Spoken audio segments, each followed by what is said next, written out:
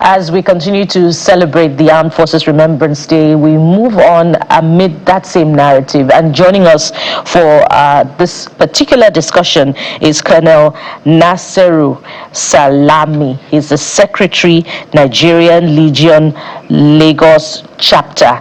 Good morning, and thank you for joining us. Good morning, madam. Thank you so much, sir. Good morning, sir. Pleased to meet with you. Pleased to meet you, And sir. thank you for your service. And thank you, sir. Yes, and that's our very first, thoughts for you. We thank you for your service. We thank you for your sacrifice to the nation. And that's what we're doing today. We're celebrating the service of our retired men, our veterans, and those still in active service.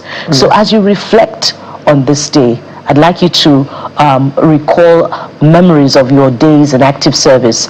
And what are your thoughts as you reflect on this day about your contributions to security and the defense of Nigeria? Thank you, madam. You said you thank me for serving the nation. We all are serving the nation. Not only the soldiers that carry gun also, as you are here also, we are serving the nation. I also thank you for that. Nigerian Legion is being managed by retirees, Army, Navy, Air Force, of which I'm one of them. My director here also, still in service, believing that he shall soon join us after his retirement. We try to protect our nation, as they call us. I was enlisted to the Nigerian Army in 1967, October 20th. I started my attack from Abudu Bridge. I was enlisted at 6th Battalion here, Ikeja. They told us we are going to complete our training at Benin. After General David Ejo was driven away, we got there, we spent only 1 week. Surprisingly, they took us off in the night, asked us to fall in. That is military ideology. We did. We went straight to the Amura. They gave us gun. Started asking, sir, we are here to complete our seal-up. No question. I was smack in the middle of a civil war. Yes, Nigerian civil war. So that was your introduction into the Nigerian Army? Yes. You went straight to war? Yes. Wow. I started attack from Abudu Bridge. With very little training? Yes. We spent only 6 weeks. They told us we are going to complete it at Benin. But surprisingly, they called us, they gave us gun, they kit us, gave us ammunition, move us forward. By then, that Abudu Bridge has been damaged by Biafra. So we managed the way, led by our commander, 7 Brigade, 71 Battalion. We started to Abo. We liberated Agbo, moved to Umunede, Okpanamu, Uguashiku, Uselu, Asaba, to enter Asaba, December 1967. We were pinned down at Asaba. By then, Major G.G. Ali was our commander of 7 Brigade, 71 Battalion. They told us they are returning us back to Benin to complete our training, hoping it will be so. About 4 days after, they said we are crossing to Niger, Onitsha. Yeah, they moved us to where they call St. Patrick. We stayed there 24 hours. The following day, they moved us to Textile Mills, fairly close to Niger Bridge. Then, in the night, around 2 a.m., they blew what is called Bigu. We all came up, we moved again. The first and second Land Rover that moved enter into that damaged bridge of Niger. Not knowing it has been damaged, we are at the extreme end. First and second one perished. Then they stopped the fourth, which I was one of them. They moved us back. We now started crossing with Pontu to Onitsha. There we started another attack. To cut it short, October 68, I sustained injury on our way to Nnewi. they said we are going to liberate in Navy. That was October 10th. That day we lost 4 of our officers. My own, I thank God. It was a Bunibi. They called it a Juku bucket. One of our soldiers entered the trap, caught the rope and started blowing. And the entire year, I'm having plastic here now. Some of my colleagues are having pipe here. So they move us back. That was my 11 months in the jungle. We were moved to Bini. That's all I know. I didn't know how we got to State Armed Forces here. After I saw my leg cranked when I woke up. This man at Bailey, Dr. Bailey came there that day. I did not know he has recommended that they should amputate my leg. One of the ladies, this our nursing sister, he carried something, he said, Baba, I say, young boy, your leg is going to be amputated? I said, why? He said, it's only, I said, yes. He said, that is what is written by Dr. Bailey. He said, he will do me a favor. He removed the document there, put it under my mattress. I said, one Indian doctor is coming. If he check me, I may be lucky. And truly, when he came, he looked at me. He was speaking their language I did not understand. Somebody was interpreting to me. Then he asked me to do like this. That's all I know, sir. Until he now called me. He said, officer, you are. You do like this, you are. Then he went. That lady came back again. He carried that thing and said, I'm lucky. Wow. They now take me to theater. That is where they now remove unnecessary things and put plastic. This is plastic here now. Wow. I thank God. That's how I see. And you never went back to the field? Again? Did you ever go back? I went back again. You went back to the field? Yes. Not intentionally. When they did this operation at Mushi, Omopupa, when they killed one of our soldiers at Mushi, we were at Conference Center with on wheelchair. I had the POP here, down my leg. Then they move on. They've removed that POP as at that time. Then they said they killed one of our soldiers at Mushi. We all took out. They attacked that man. Brigadier General Mobolaji Johnson came to us. He addressed us, we disagree with him. Until we see the end of that Mushi, we don't want to see anybody at that Mushi again for killing one soldier.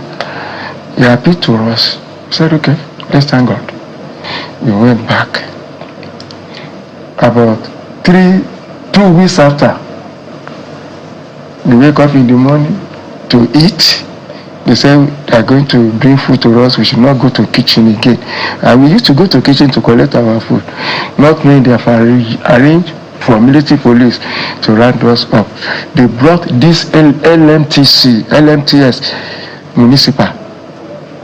They pay us 19 pounds, 10 shillings, enter motor. That is how they took us to the airport, move us to Port Harcourt. It was Director Speed that came to receive us. What was the purpose? And I think this ties to the welfare, the issue of welfare. So why were you moved to Port Harcourt? But more importantly, how has your welfare been ever since you left the force? Because we spoke to the head of the veterans, okay, and he said that, well, they've had an interface, but the Ministry of Finance is still yet to make do on that, promise to pay. So have you been paid? Do you know people who have been paid or have not been paid? Just speak to us about welfare. Okay, some of our officers, this time about 2 weeks ago, they started paying this money. This 20% increment, then 32,000 naira increment, and all sorts. They gave us that money. They promised to pay the rest anytime from next week. That is what we are expecting. But it isn't that we are after. They are asking for war bonus. Those of us that fought the war, we are asking for war bonus. I retired 83 December, the day General Muritala and the day Agmutukufa, the government from Shagari. That was the day we finished at the settlement center. They promise of heaven and earth that they are going to give us our war bonus, because it's already written on our paper that those of you that join army 67, 68, 69 will be given this war bonus. Oh, the promise had been made. It's not that it's just a demand you're making. Yes, up till now they have not paid us that war bonus. How many years now? It's 2 years. My own is 2 years and some days. It's there. I'm sorry, I didn't come with my certificate. It's there. Anyone that joined army 67, 68 to 69 that will be given that money. Up till now we have not seen it. These are one of the things that concern us. 2 of our officers died about a week. 1 died 4 days ago. All of us are agitating for this money. They've left now. Their family are suffering. How many of you are left? That are left? I cannot Civil say. War veterans. The veteran in Lagos now, we have 24,000 that are registered. Of course, we die suddenly like that. So besides the war bonus, because it's also an opportunity to bring your issues to the fore so you can make your demand, okay, and remind the government, perhaps they have forgotten, because I'm hearing your dates. Some of us were not born in those days. So over 50 years, almost 60 years or so of those promises. You retired over 40 years ago. Yes. So there's a lot to, when you were telling us your story, we're just looking at you and so many things was going through our head. What exactly would you want the government to do that is quite urgent, speaking on behalf of everyone who is in your position? Okay. Nigerian Legion has been established for retirees. We have been in the Legion now for years. We thank our state governors for taking us off, but the federal government has not been doing anything for us. Unlike Lagos in particular, starting from past governments that have been assisting us, they give us money like quarterly allocation. They call it stipend, but we don't call it stipend because it is manageable for us. They assist us, they give us vehicle, though we are still asking for more. The federal government, we want Ministry of Defense to direct all states to take Nigerian Legion up by recognizing us, giving us job opportunity. But not all of us are physically okay. Those of us that are still manageable in working, let them recognize us in the state. Governors are recognizing us, but local government, they don't. They allow us to come in, but they don't give us something to do. They are paying some people 15,000 naira per month. What are they to do with that? So what kind of job would you suggest that you should be doing? Well, it's to our skills in the service. They don't recognize us. When you say you are an ex-serviceman, all they tell you is security. And not all of us are general duty officer. We have all fields. Unlike me, I'm a clerical officer. I'm C2 typist, confidential typist, and that is how I've now become the secretary of the Legion. We have all skills like that in the army, retire with, but they don't give us that chance. When they just say ex-soldier, security, be at the gate, porters, and so, they don't allow us to carry out our experience and knowledge. It's quite a lot to chew on, and really your experience and what you've told us is really jarring. I'm trying to imagine what you went through, and I wonder, sir, if you had a child or someone close to you that said, I want to join the army, because I hear your stories, I want to join the army, would you say, go ahead and join, based on your experience? Would you advise them? For now, I will never recommend any of my child to join Nigerian army for now. Why? Because I am the father. They are seeing me now that my life is not to their expectation. They will want me to be higher than this, full of joy and every other thing that can make them to be happy, I will now encourage them to go and join the army. I have 2 graduates now. I said, never you think of going to the army. If you want to join, maybe Navy or Air Force. I've not been in there, but I've been seeing them and I've been hearing about them. They were treated better than Nigerian army because we know we are ground soldiers. So I don't. So what must change for you to now say, okay, you can join? I see these things have changed in the army, then you can join. What are those things you want to change? Well, I want the government now. Imagine somebody called me from Maiduguri yesterday. He said this Lakurawa, they have divided themselves into 2. They were coming to their side, according to them, on Friday this week. And the rifle they gave them is this our general rifle, Setimi, SLR, G3 or so. While the one they were using, they said when they range, they receive as far as about a mile. Wow. That's the Lakurawa people. Lakurawa people. And when they see they have superior weaponry. Superior, very sophisticated one. To our own men. No, to they gave their men, the Lakurawas are using. Yeah, that's what I'm saying. Men are using useless rifle. The one that cannot go beyond at least quarter of a mile. But these people, when they shoot from far distance, they will aim and get the target. They said about 2 weeks ago, they just bombed somewhere, and the footmen, they came and got our men. 6 of them were killed at a point. That boy told me yesterday that they mounted them at checking point.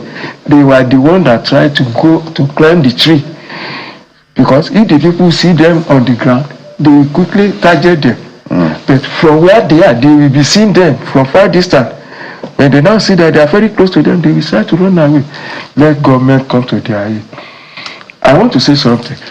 If you could remember, sometimes ago, our president, maybe during the election in campaign, he recommended that government should employ about 5 million soldiers, forces. People were shouting this. We are saying yes. This is our population of the country. Over 200 million, I suppose. Why can 5 million not be recruited?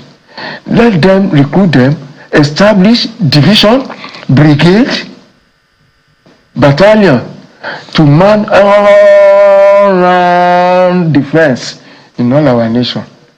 With that number, Army, Navy, Air Force, we all know police are law enforcement agents. During we met Edet in his report, he did not call police force. It was during this Kemselian regime that he started calling Nigerian police force. We have armed forces that comprises of Army, Navy, Air Force. Police are law enforcement agents. Let them employ about this 5 million to establish more division, brigade, battalion to man all our boundaries from A to Z to click themselves like this. We will conquer all these terrorists with that. You are confident that? I have that confidence. Yes, when we have sufficient manpower and very good weapon to operate. If I'm still called upon now, I suppose, with this man, I will. Joyfully. Yes. Yes. How old are you now, sir? I'm 76 this year. Are you ready to serve? Offer your service? I think, what is it for me to do? If I have the means, I will. I will lead. That experience at the Niger is still there. Thank you for your service. One more question, sir. How do soldiers deal with post-traumatic stress disorder? You see? PTSD, memories of trauma from the war. Oh, it's not something to write about. You go to rehabilitation center or like resettlement center now, go and see those that are, not all of them are ready to retire, but from what they have experienced and what happened to them. The trauma they have been envisaging before made them to say, let us go. For us not to be a victim of this maybe oncoming also. Oh, we could go on and on hearing your story, memories from the war, and your aspirations for the Nigerian Armed Forces. But we thank you so much for your service, sir, and for coming to share your thoughts with us on this very important occasion of the Armed Forces Remembrance Day. We've been talking with Colonel Naseru Salami. He's the Secretary, Nigeria Legion Lagos Chapter. Thank you so much for your time, sir. I feel we could just rise and just celebrate him and others, because it's no, you sit down, sir. You sit down. Thank you for your service. Thank you so much for your service. I'm grateful also. Thank you. Thank you so much. Please sit. Okay. We're celebrating. Thank you. Okay. All right, we'll take a quick break now. So, we don't know. We just got lost in the conversation, and you can understand why. War is not something you talk about lightly. But these men have given their lives, and that's why we're doing this today. It's one of the most impactful remembrance they have ever been part of. Today, I will not forget it in a hurry. We'll take a quick break when we come back. Join us again.